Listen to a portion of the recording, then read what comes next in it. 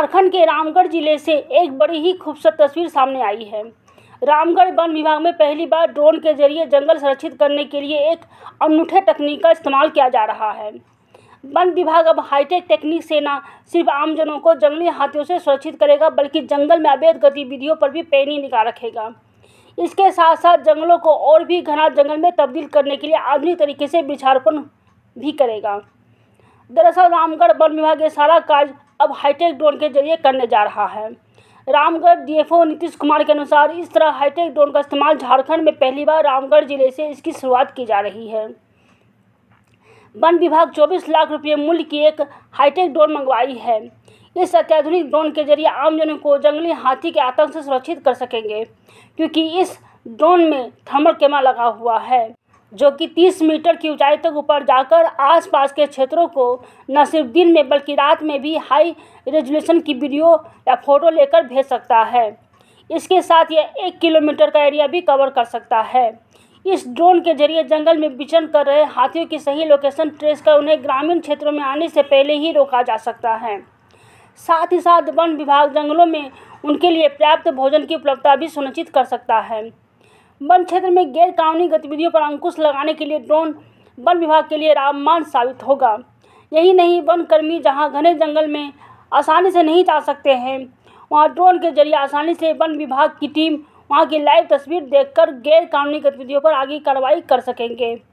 इस ड्रोन में एक सबसे बड़ी खासियत यह है कि इसके जरिए जहां वन विभाग की टीम जंगल की उन जगहों पर नहीं पहुंच सकते हैं, वहां इस ड्रोन के जरिए 6 केजी सीड बॉल के जरिए छिड़काव कर वृक्षारोपण और घास को जंगल में लगा सकते हैं और जंगल को संरक्षित रखने में भी ये सहायक सिद्ध होगा।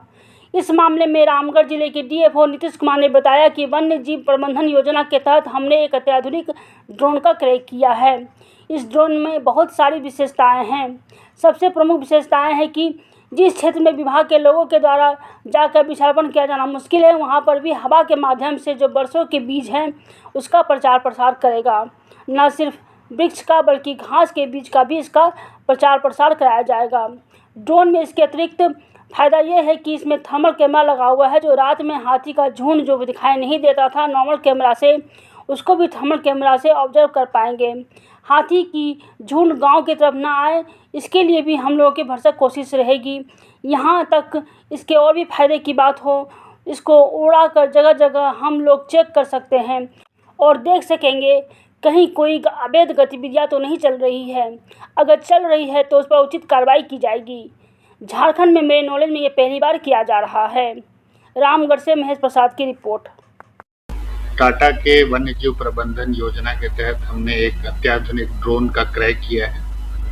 इस ड्रोन में बहुत सारी विशेषताएं हैं। सबसे प्रमुख विशेषताएं हैं कि जिस क्षेत्र में विभाग को लोगों का जाकर वृक्षारोपण किया जाना मुश्किल है, वहां पर भी ये हवा के माध्यम से जो वृक्षों के बीज हैं उसका प्रचार प्रसार करेगा। ना सिर्फ वृक्ष बल्कि घास का भी बीज का प्रसार इससे कराया जाएगा। इसमें ड्रोन में एक अतिरिक्त फायदा यह है कि इसमें थर्मल कैमरा लगा हुआ है, जो रात में हाथी का झुंड जो दिखाई नहीं देता था नॉर्मल कैमरा से, उसको भी हम लोग थर्मल कैमरा से ऑब्जर्व कर पाएंगे और वो हाथी का झुंड गांव के तरफ ना आए, इसकी हमारी भरसक कोशिश रहेगी।